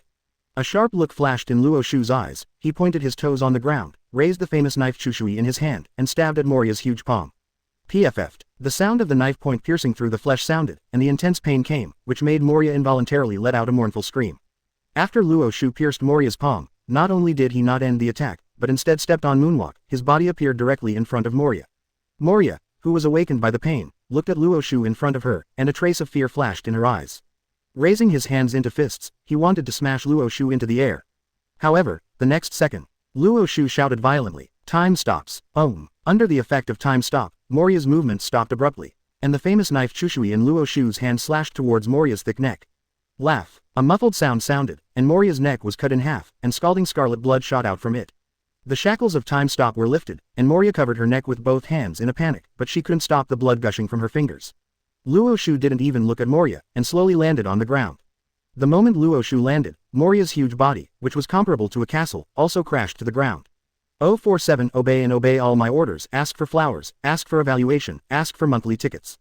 Boom. Moria's huge body collapsed, directly smashing out a huge deep pit on the ground, and the sky was full of dust, covering the figure of the 7 warlords of the sea directly. But in the next second, Moria's mouth opened suddenly, and shadows flew out of her mouth one after another. Puff ha. With the shadow flying out, Moria's body shape also began to slowly recover, until it became the original appearance. Not to mention preventing these shadows from leaving. At this time, Moria could clearly feel that the life force in her body was rapidly passing away. It won't be long at all, the 7 warlords of the sea, will be completely dead. Luo Xiu didn't even look at Moria, but set his eyes on Perona in front of him. After the shackles of the time fruit ability are released, Perona slumped directly on the ground, looking at Luo Xiu in front of him with a face of fear. Out of the corner of his eye, He glanced at the corpses of Absalom and Hobak not far away, as well as Moria who was lying in the deep pit and was about to die completely. Perona's thin and small body began to tremble continuously, and she backed up with her hands supporting her body, looking at Luo Xiu and pleading. Don't kill me, please, don't kill me. In Perona's eyes, Luo Xiu was no different from a devil. That guy Moria, why did you provoke such a vicious guy? Luo Xiu looked at Perona in front of him with great interest. This little loli wore a crown on her head, Pink's long hair was tied into twin ponytails and scattered on both sides, and the wine red's umbrella was thrown aside by her. At this moment, Perona was curled up, and her face was covered with clear tears. This kind of little loli with pear blossoms and rain really makes people feel the urge to ravage her heart. The corners of Luo Xiu's mouth curled up slightly, and he squatted directly in front of Perona, looked at her with a smile, and spoke slowly. It's okay not to kill you, but what price can you pay to survive? Hearing that Luo Xiu was willing to let her go, a flash of surprise flashed in Perona's eyes. Wiping away his tears, he said hastily with a little cry. As long as you don't kill me, let me do anything. I can give you my bear, which is my most important possession. Luo Xiu didn't even look at the doll bear that Perona was pointing at, but stretched out his fingers and pinched Perona's fair and delicate face. After turning to look at Perona's cheeks, he said with a playful face. Among the items you own, the most valuable one is not you, right? Hearing this, Perona froze. Because the cheeks were pinched into an O shape by Luo Xiu's fingers, Perona spoke in a vague way. As long as you don't kill me, I am willing to be your subordinate. My ghost fruit ability is still very powerful. After speaking, Perona's eyes raised hope, and she stared at Luo Xiu in front of her without blinking, hoping that her proposal would be approved by Luo Xiu. After all, Perona didn't want to die just like that. Obviously she's just a little girl. All these years, he has been nesting in this thriller bark, and has never seen the outside world at all. Just dying like this really made Perona unable to be reconciled. Luo Xiu smacked his lips when he heard the words, and for a moment didn't know whether to say that Perona was innocent or that she was slow to respond. But think about it carefully. For Perona's age, and she's been in this thriller bark all these years. It's reasonable to not react in this regard for a while, right? Moreover, on this pure canvas like a piece of white paper, it is more interesting to paint it with your own color, isn't it? Thinking of this, the corners of Luo Xiu's mouth twitched slightly, and under the gaze of Perona's hopeful eyes, he said with a smile. In this case, from today on, you are mine. Just to remind you in advance, from now on, all the orders I said must be strictly followed. Once you question or violate it, you will be punished very severely. Hearing the word punishment, Khalifa on the other side seemed to have been triggered by a key word, his face suddenly turned rosy, and a strange light appeared in his eyes. Machino, Luo Xiu, Kaya, and the 4 daughters of Vivi all watched this scene with great interest. At this moment, Luo Xiu was simply trying to abduct the evil big brother who was ignorant of Lori. Robin blinked, not knowing how to evaluate Luo Xiu's behavior for a moment. At the very beginning, Perona hadn't realized the meaning behind Luo Xiu's words. But seeing the weird smile on Luo Xiu's face, and after the reactions of the women not far away, Perona finally realized belatedly what Luo Xiu meant by letting herself be his person. On Perona's small face that was pinched by Luo Xiu's fingers, a blush appeared suddenly. This kind of thing, I'm not suitable. Perona panicked. It never occurred to her that Luo Xiu's purpose was like this. However, facing Perona's retreat, Luo Xiu pinched her cheek so that she could not back away. Looking up and down at this little Princess Mononoke loli with great interest, she said straightforwardly. Forget what I just said. For my orders, all you need to do is obey and obey. If you question something, it will bring you a very severe punishment. After the words fell, Perona froze on the spot, looking at a loss, not knowing what to do now. At this moment, Moria, who finally vomited out the shadow in her body, let out a mournful cry, and completely lost her life. After hearing this final scream, Perona's eyes flickered with fear. She suddenly recalled, this guy Luo Xiu killed Moria, Absalom, and Huobake's ruthless people in an understatement. If she doesn't want to die, she has only one choice now. That is, according to what Luo Xiu said, all his orders can only be obeyed and obeyed. Perona doesn't want to die, she wants to live. Thinking of this, a trace of disappointment flashed in Perona's eyes, and she said in a low tone. I promise you. Luo Xiu nodded in satisfaction when he heard the words, and let go of the fingers pinching Perona's cheek, admiring the red marks on that fair and delicate face. Then go, leave this ghost place with me. Yes, Master Luo Xiu. Along with Perona's response, Luo Xiu also heard the system's voice in his mind. Host kills Moria, Absalom, Hobak, recruits Perona, and gets rewards. Physical skill improvement, sword skill improvement 048. The hardworking daughters, the fallen Robin asking for flowers, asking for comments, asking for monthly tickets. Tisk, you really deserve the shame of 7 warlords of the sea, is that all? After hearing the system sound coming from his mind, Luo Xiu couldn't help curling his lips. Based on the space occupied by Moria in the original plot, I'm afraid it will be able to bring such a dispensable reward. But, Luo Xiu raised the famous sword Chushui in his hand. I was still thinking that even if the proficiency in swordsmanship is not high. But with Luo Xiu's current strength, it is easy to deal with the great swordsman. As a result, the system backhandedly gave him a swordsmanship improvement. Luo Xiu smiled. took off the scabbard worn around Longma's waist, and put Chushui on his waist. Patting Chushui's scabbard, Luo Xiu smiled playfully. It's not bad to be a swordsman or something. Although in terms of this kind of swordsmanship, there is a big gap between Luo Xiu and those famous great swordsmen. But in another kind of swordsmanship, even if you look at the whole world, absolutely no one can match Luo Xiu's swordsmanship attainments. Perona glanced back one last time before leaving the thriller bark. Suddenly want to leave this place where I have lived for many years. Although I have been looking forward to this day for a long time. But after all, there are still some discomforts. This time when she left, Perona only took the wine-red umbrella, and Luo Xiu didn't even allow her to take the doll bear. Even though Perona was very reluctant, she had no choice but to follow Luo Xiu's order obediently in the end. After all, Luo Xiu has made it very clear that from now on, as his person, she only needs to obey and obey all the words Luo Xiu said. However, as things develop, after all, it was beyond Perona's expectations. As the ship started to sail out of the Devil's Triangle, Perona stood there dumbfounded. The little face was full of disbelief. Looking at Luo Xiu in front of him, he spoke with difficulty and whispered.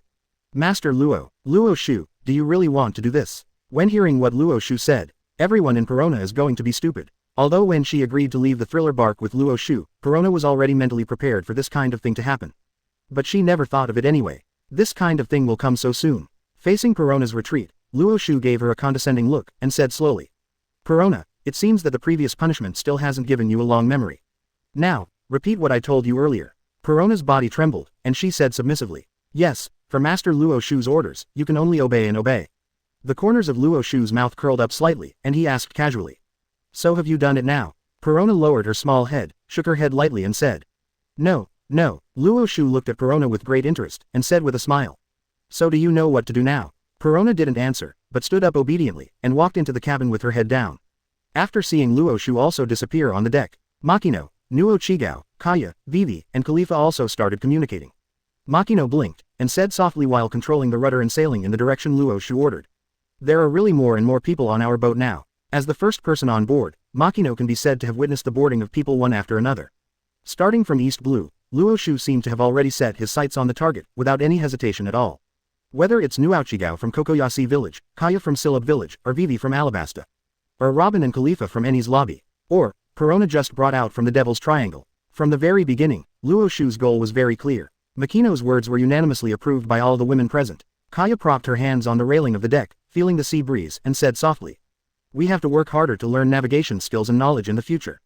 After all, there will be more and more people on board in the future. We people must be able to help Luo Xiu better in the future. After hearing Kaya's words, Shendu's eyes flickered among the girls present, and they approved her words from the bottom of their hearts. You know, at this time, their entire body and mind already belonged to Luo Xiu.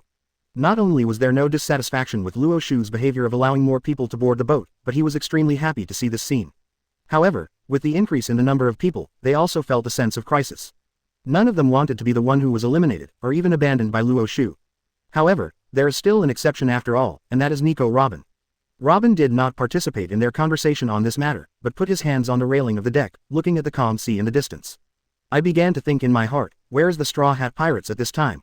When Robin was forcibly taken away by Luo Xiu, he had already seen that the saber he kicked out pierced Usopp's heart. Also saw news of Usopp's death in the newspapers. This made Robin even more worried about the situation of the members of the Straw Hat Pirates at the time, and for this he became more diligent in his efforts, wanting to let the Straw Hat Pirates go after Luo Xiu was satisfied. It's just that after getting along with each other for this period of time, Robin was shocked to find that Luo Xiu's status and importance in her mind seemed to be on par with those of the Straw Hat Pirates. If it goes on like this, I'm afraid it won't be long before the reason for her staying by Luo Xiu's side will become sinking and unable to extricate herself. It's not for protecting the Straw Hat Pirates in this way. Robin even wondered if he could still regard them as the most important partners in his life the next time he met the Straw Hat Pirates. Of course, Luo Xiu was well aware of Robin's entanglement. Now that the objectives in the Grand Line have all been collected, then Luo Xiu certainly won't waste time here. Instead, he led the girls directly to Sabayati Archipelago. According to Luo Xiu's plan, he had to wait for the Straw Hat Pirates to arrive at the Sabayati Archipelago. During this period, Luo Xiu had absolute confidence and let Robin's whole body and mind belong to him. At the same time, in addition to sending Wong Luffy and his big brother Fire Fist Ace to the execution platform of naval headquarters, that Pluton Rayleigh is also one of Luo Xiu's targets. The scale of the summit war that will appear this time is simply incomparable in the original plot. What Luo Xiu has to do is to use the summit war to turn the world upside down. In this way, it is absolutely impossible for Luo Xiu to be disappointed with the rewards he gets. 049 Sengoku beats Garp angrily, hands-on, asking for flowers, asking for comments, asking for monthly tickets. While Luo Xiu took girls to Sabayati Archipelago, Marine hero Vice Admiral Garp also returned to naval headquarters with his sailors. Even the corpses of his last two students, Kirby and Belumbo, Garp had stored them, intending to bury them in the naval headquarters. Garp is very clear that the goal of his two students is to become Marine Admiral. It's a pity that they didn't even reach the Commodore, and they were already beheaded by that vicious D Luo Xiu. The grief in Garp's heart was beyond words. Fortunately, when he was at Enies' lobby, he arrived in time. With his own strength, he finally saved his grandson's life and prevented Luo Xiu from killing Luffy. As for Luffy, the crew member who was forcibly taken away by Luo Xiu, and his partner who died under Luo Xiu's knife, Garp can't care about it. Although Garp wanted to spend more time with his grandson. But in any case, Garp is a marine hero, and the pirate Luffy still has to draw a clear line after all. After Luffy and his comrades recovered from their wounds, Garp led the sailors back to Marineford. Before leaving, Garp also warned Luffy not to go to Luo Xiu anyway. With Luffy's current strength, if he wanted to seek revenge on Luo Xiu, it would be no different from seeking his own death. Luffy said that he knew, but when he thinks he has become strong enough, he will definitely seek revenge on Luo Xiu himself. In this regard, Garp led and did not prevent. According to Garp's information, not long after he left Seven Waters, Luffy also left there. It turned out that although the small boat was indeed destroyed, Frankie finally built the Sunny while Luffy and the others were recuperating. He also joined the Straw Hat Pirates and became Luffy's new partner. It's just that Luffy's straw hat has been torn up and burned by Luo Xiu, and even Garp is a little curious, what should be the name of the current Straw Hat Pirates? Could it be that the Luffy Pirates are also called? Thinking of that possibility, Garp, who had just stepped off the warship and landed in Marineford, burst into laughter. However, the smile on Garp's face disappeared in an instant after seeing the two corpses of Coby and Belumbo carried by the sailors under his command. Just when Garp was about to find a place to bury the two of them, a sailor suddenly ran over and said respectfully, "Vice Admiral Garp, Marshal Sengoku has asked you to visit his office." Garp looked at Haibing in surprise when he heard this, and asked, "Did Sengoku say something? I still have important things to do now." Haibing shook his head, his face a little embarrassed. "Marshal Sengoku didn't say, but he said that no matter what you have now, you must go to him first."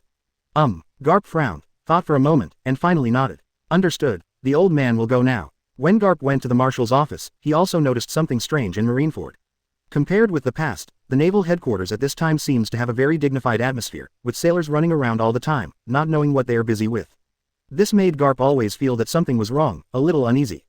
With such doubts, Garp came to Sengoku's office and pushed the door open, looked at Sengoku and asked loudly, "Sengoku, what's the matter? You called me over in such a hurry. I'm going to bury the bodies of Coby and Belumbo." Sengoku didn't answer immediately, but after staring at Garp for a while, he stood up abruptly and walked in front of Garp. Garp scratched his head when he saw this, wondering what the hell Sengoku was up to. Just when he was about to ask, Sengoku in front of him suddenly stared at him and asked in a deep voice, "Garp, the second captain of the Whitebeard Pirates, is Roger's son, do you know?" As soon as the words fell, Garp's pupils shrank suddenly, and cold sweat instantly formed on his forehead, and his face was also covered with a look of doubt about life. Feeling Sengoku stare in front of him, Garp was silent for a while, and finally bit the bullet and said in a low voice, "I know." Boom. In an instant, Sengoku unknowingly burst out Conqueror's Haki, and the berserk breath filled the entire office, and the documents in the office began to fly wantonly in the air. Sengoku clenched his fist as if he was going to punch Garp on the head, but he didn't do it in the end. "Garp, you're such a good guy." As a marine hero, he adopted the son of the One Piece King Roger quietly, and even watched Fire Fist Ace become the second captain of the Whitebeard Pirates. "If it wasn't for Luo Xiu, how long would we all be fooled by you?" Sengoku's roar echoed in Garp's ears, making the marine hero's brain buzz. But after recovering, Garp grabbed Sengoku's arms and asked anxiously, "Luo Xiu, did Luo Xiu tell you? What happened?" Boom. Sengoku slammed Garp's hands away from his arms, stared at him coldly and said, "After defeating Fire Fist Ace, Luo Xiu handed it over to our marine, and explained to the five elders the identity of Fire Fist Ace in detail, as well as your adoption of him. The five elders have ordered that our marine perform the public execution of Fire Fist Ace in 10 days' time. They also made it clear that during this operation, you, the marine hero, must be present at the scene the entire time. Five elders, I want you to watch Fire Fist Ace be publicly executed." Boom. Hearing these words to Garp's ears, it was like a thunderbolt from the blue sky, which made the marine hero who had been for decades almost untenable and almost fell to the ground. Seeing his reaction, Sengoku couldn't help but get angrier. Sengoku took a deep breath, looked at Garp coldly, and cursed. "Garp, do you understand what the five elders mean? Those guys clearly told me that once you make any changes during this public execution, then we marine must personally get rid of you, a marine hero." Garp was indifferent to Sengoku's words, and after a long silence, he finally raised his head abruptly, looked at Sengoku and pleaded, "Sengoku, I want to meet Ace." Sengoku was really angry this time. He raised his fist and hit Garp directly in the face. Boom. With one punch, Garp's body crashed against the office wall. Garp coughed twice, ignored the blood gushing from his nose, looked at Sengoku and whispered, "Sengoku, I just want to be by Ace's side for the last 10 days. Hearing this, Sengoku took a deep breath, turned around abruptly and stopped looking at Garp, and said coldly. Get out. Garp glanced at Sengoku's back, and left the office without saying a word. Sengoku walked to the window, looked at the sailors running around and busy below, clenched his fists, and murmured in a low voice. Garp, I hope you don't do things that I don't want to see. Otherwise, the old man will definitely do it himself and get rid of you. 050 long time no see, I miss you very much, Luffy sang, asking for flowers, asking for evaluation, asking for monthly pass. As for Sengoku, he's not worried about the upcoming war with the Whitebeard pirates. After all, with the power Marine has now, there is still no problem in destroying a Whitebeard pirate group. What he was really worried about was Garp, an old man who had fought side by side for decades. With Garp's status as a Marine hero, if he made a move to betray Marine, it would be a big blow to their Marine. It is precisely because of this that after seeing Garp learn that Marine is going to publicly execute Fire Fist Ace, Garp didn't act too aggressively, he just wanted to spend the last 10 days with Ace well. This made Sengoku breathe a sigh of relief, and began to prepare for the subsequent war. Sengoku finally announced the news with 7 days left until the public execution of Fire Fist Ace. With the Marine and world government behind the scenes, this newspaper spread directly to every corner of the world in the shortest possible time.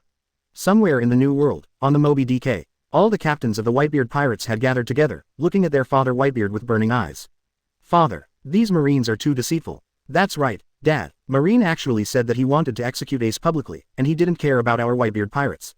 Dad, let's go straight to naval headquarters and get Ace out. Ace is our family and cannot be executed by Marine no matter what. Quote.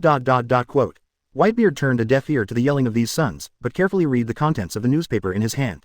After reading it, he picked up the wine bowl beside him and drank the fine wine inside.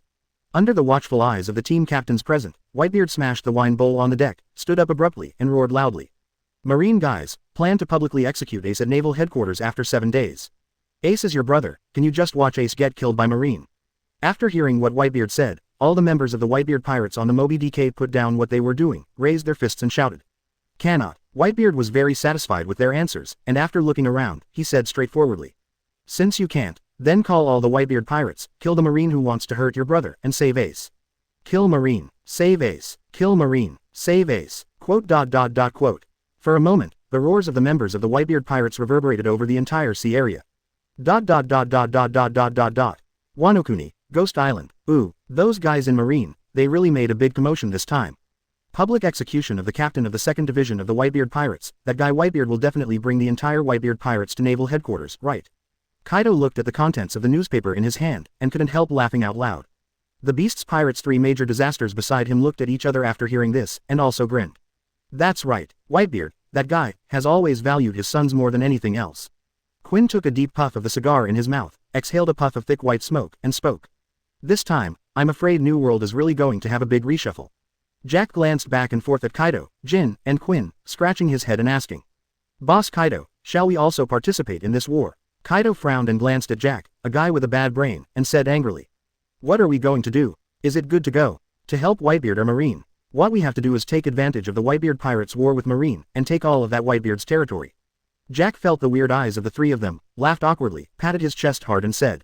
Boss Kaido, leave this to me, I can definitely take all of that Whitebeard's territory.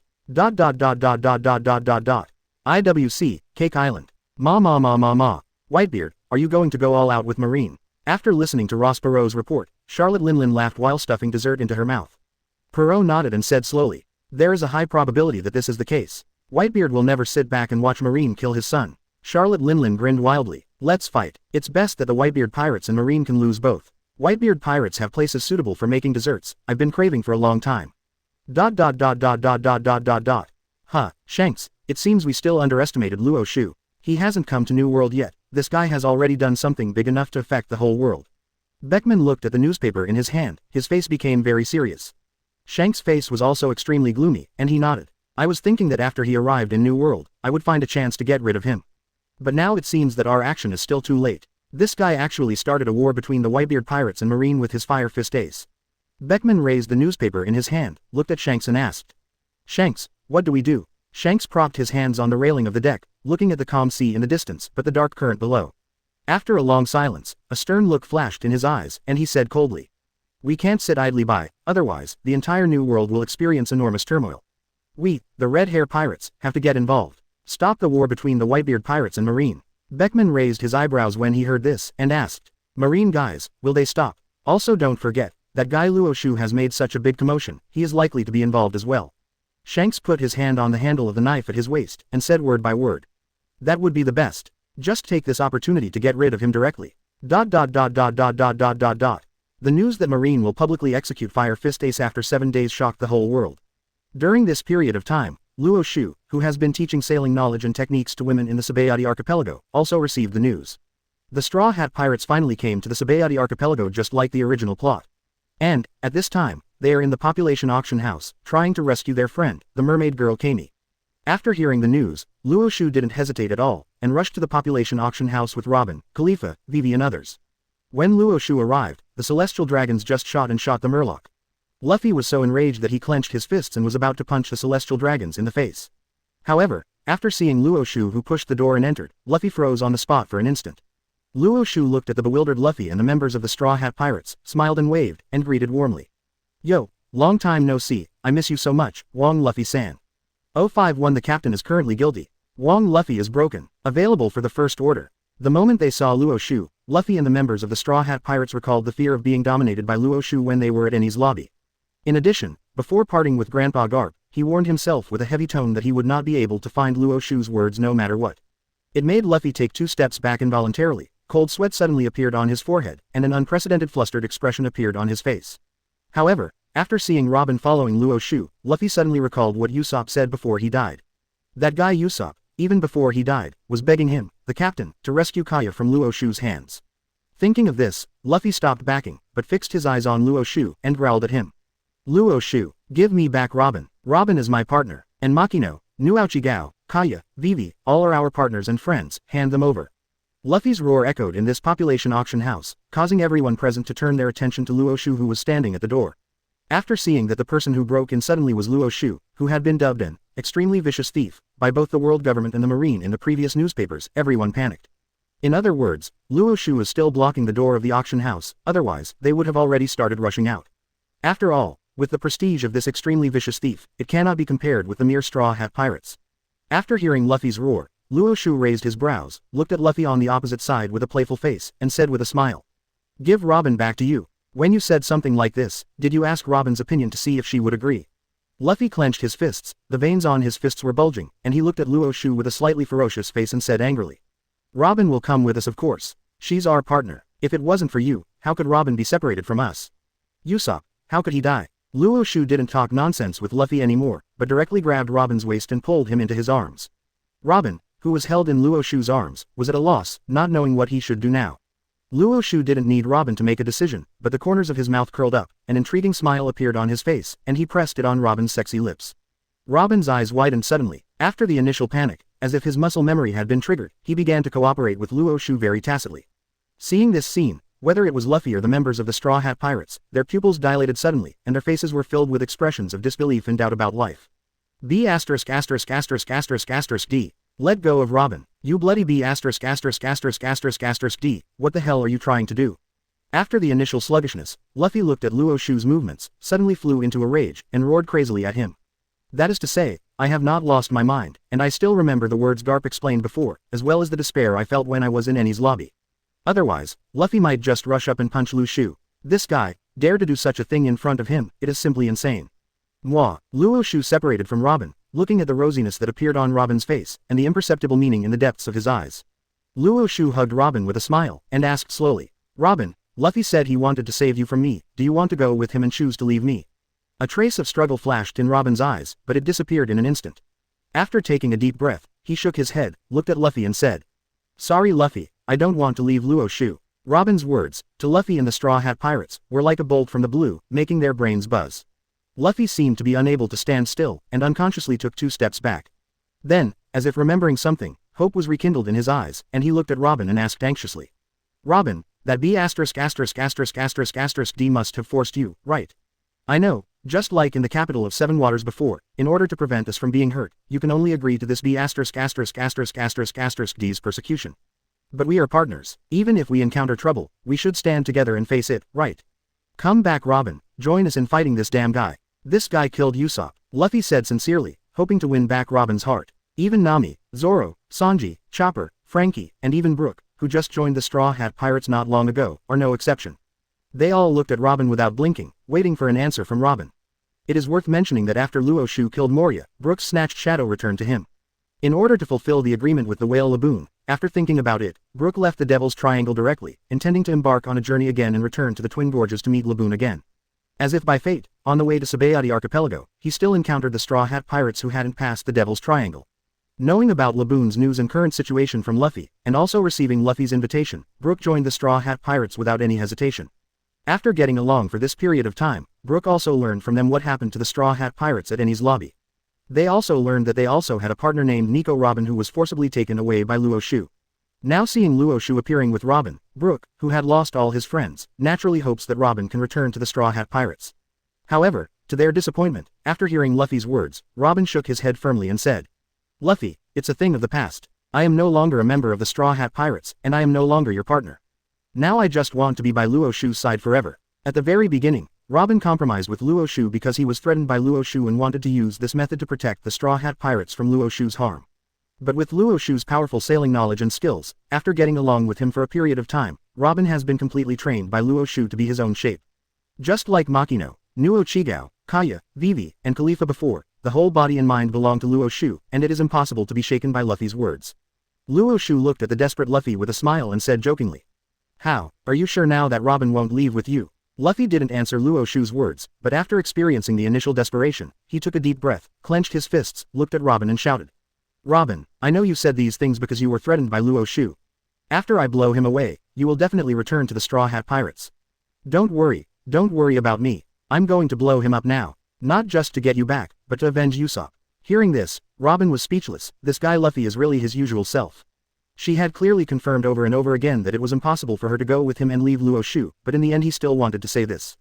Doesn't Luffy know that it's easy to misunderstand Luo Xiu by saying such words? With Luo Xiu's current status in Robin's mind, Robin does not want Luo Xiu to misunderstand him no matter what. Before Robin could speak, Luo Xiu smacked his lips and whistled lightly. "It's so selfish that you ignore other people's opinions, but where did you get the courage to say that you want to beat me up?" While speaking, Luo Xiu raised his closed index and middle fingers and pointed at Luffy's head. In the next second, with Luo Xiu's thought, finger pistol was activated, and an invisible force aimed at Luffy and galloped away. Laugh. Hearing the sound of breaking through the air, Luffy's pupils dilated suddenly, and he flew towards the side. The finger pistol landed in the void, blasting the ground of the auction house into a deep pit, causing sand and gravel to fly everywhere, and dust to fly everywhere. Seeing this scene, those irrelevant people in the auction house suddenly screamed and shouted. These people couldn't care about anything else, they all stood up and rushed towards the backstage of the auction house. The gate of the auction house was blocked by Luo Xiu. If he wanted to leave, he could only escape through the narrow back door. After all, at this time, no one would dare to touch Luo Xiu, a vicious thief. Jung. Zoro pulled out the two knives, Dao Yuan and third generation Gush from his waist, and held them in his hands respectively. At Enies lobby, Yukino was broken by Luo Xiu's punch. Before he got a suitable saber, Zoro could only pretend to be a two-sword swordsman for the time being. After all, the Straw Hat Pirates didn't go to the Devil's Triangle at all this time, and Shushui, who slays dragons and swords, has already been laughed at by Luo Xiu. Brook also drew out his stick knife, his empty eyes looked at Luo Xiu's position, and he put on a posture of being ready for battle.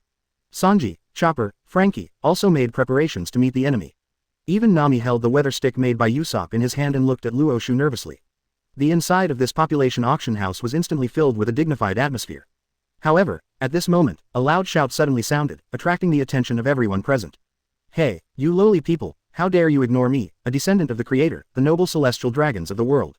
Little ghost, I haven't forgotten, you came to me just now, did you want to do something to me?" As Charles Ross spoke, he raised the pure gold gun in his hand and aimed it directly at Luffy's head. Seeing this situation, whether it was Luo Xiu, the Straw Hat Pirates, or the kid and Luo who hadn't left yet and were waiting to watch the excitement, they all froze on the spot. Even the members of the CP organization responsible for protecting Roswald, Street, Charles Ross, and the Shah Lulia Palace family all stared wide-eyed instantly. They really never thought that under such circumstances, Charles Ross would dare to jump out on his own initiative. The members of the CP organization took a sneak peek at Luo Xiu, and after seeing the playful smile on Luo Xiu's face, a bead of cold sweat suddenly appeared on his forehead. Deng even rushed up, lowered his head, and whispered to Charles Ross. "Master Charles Ross, let's get out of here quickly. This place is very dangerous now. If you stay any longer, even you, Lord Roswald, and Lord Shalulia Palace will be in danger."